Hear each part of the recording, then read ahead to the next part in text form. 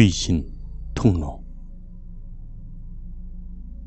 살면서 형체를 알 수 없는 공포를 겪었던 적은 단 2번. 그 2번의 일을 알려드릴까 합니다. 저는 여전히 그 일들이 무서움과 스트레스에 겪은 환청과 환상, 착각일지 모른다고 생각합니다. 아니, 그랬으면 좋겠다고 생각합니다. 정말 그것이 사실이라면 지금도 온몸에 소름이 돋거든요. 물론 직접적인 피해는 없었지만 정신적으로 힘들었습니다. 그럼 제가 겪은 일 중에 첫 번째로 겪은 일에 대해서 말씀드리겠습니다. 그 일은 제가 아직 초등학교 고학년 때 일어난 일입니다.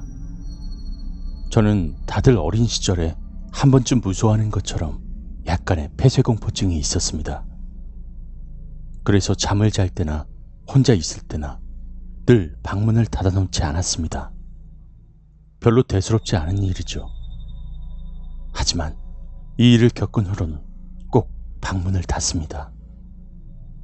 그 일은 아버지 사업이 잘 되어서 가족이 처음으로 산 집으로 이사했고 3달 정도 되었을 때 일어났습니다.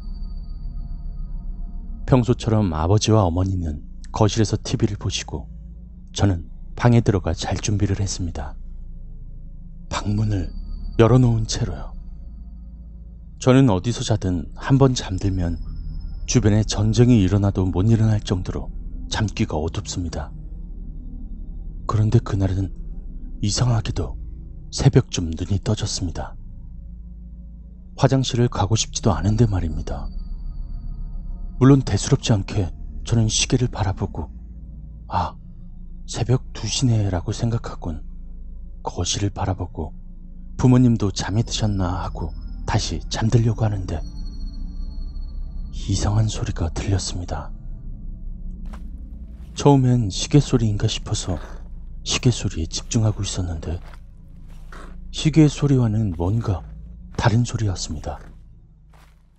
마치 누군가가 땀에 젖은 맨발로 바닥장판을 걷는 소리. 저는 놀라서 바로 곁눈질로 거실을 바라보았지만 아무도 있지 않았습니다. 그저 컴컴한 거실만 보일 뿐인데 귀에는 그 걷는 소리가 들려 무서움에 이불을 꼭 쥐고 숨을 참았습니다. 환청일 거야. 환청일 거야. 하면서 눈을 꼭 감고 잠을 청하려고 했습니다. 하지만 여전히 들리는 소리에 그곳에 집중이 되더라고요. 그 발걸음은 점점 천천히 멀어지고 있었습니다. 그 발걸음이 향한 곳은 부모님 방의 베란다 쪽이라고 생각됩니다. 잠을 청하려고 해도 여전히 들리는 소리에 무서워서 숨을 참고 몸을 움직이지 않고 있다가 그 소리가 점차 멀어져 들리지 않아 숨을 내뱉는 순간 이렇게 걸음소리가 점차 빠르고 크게 들려 저는 다시 온몸을 긴장시키며 숨을 다시 참았고 코앞까지 들렸던 소리가 처음처럼 느리게 저에게서 멀어지는 것을 들으며 잠에 들었습니다. 아니, 기절했습니다. 그 일을 겪은 후로 1~2달 뒤부터 왠지 모르게 집에서 안 좋은 일들이 생겨났습니다. 잘 지내시던 부모님들께서 자주 싸우시기 시작했고 아버지 사업도 망하시고 결국엔 아버지께서 집을 나가버려 그 집을 팔고 어머니와 이사를 가게 되었습니다. 이사간 후로 다시 아버지께서 들어오셨고 사업은 아니지만 그럭저럭 일을 하며 평범한 생활을 보내다가 공포 이야기나 이런 걸 좋아했던 저라서 친구들과 무서운 이야기를 할 때마다 이 이야기를 하게 되었습니다. 그러자 듣고 있던 한 친구가 이렇게 물었습니다. 혹시 너희 집 사방으로 막혀있냐? 저는 그 말에 이해하지 못해서 무슨 소리야? 집이 원래 사방으로 막혀있잖아. 에이, 장난치지 마.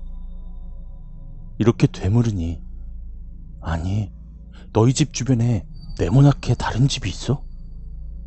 어? 우리 집 아파트인데?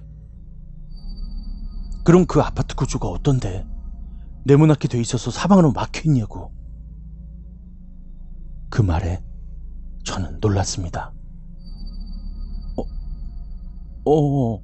어떻게 알았어? 그럼 아마 너네 집이 그 귀신 통로였을 거야. 귀신 통로?